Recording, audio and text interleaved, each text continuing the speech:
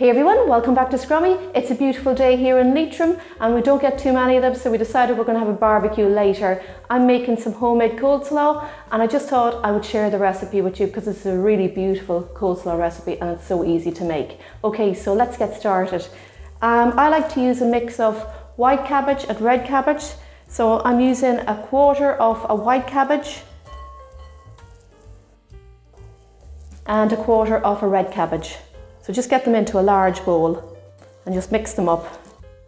Just use your hands. Homemade coleslaw is much nicer than anything you'll buy in your local store and it's pretty cheap to make too. The white and red cabbage will keep for a long time in the fridge, so you can make another batch or two as well. Alright, so that's fine. Into here we're going to add in some carrot and a little red onion. The onion is optional, not everyone likes onion in coleslaw. So give that a good mix.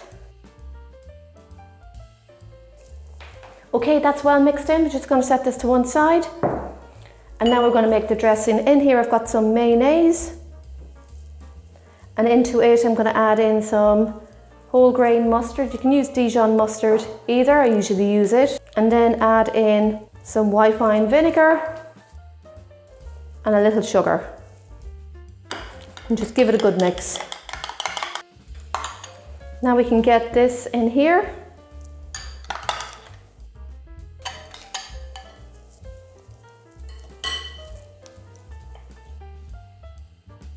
Just add in a little pepper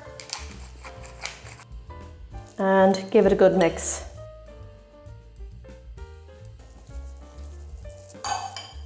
And there you have it, a beautiful homemade coleslaw. Please try it out, you will love it. Just pop it into the fridge for about half an hour before you need it. Hope you like it and enjoy it. Happy baking everyone. Enjoy and see you soon.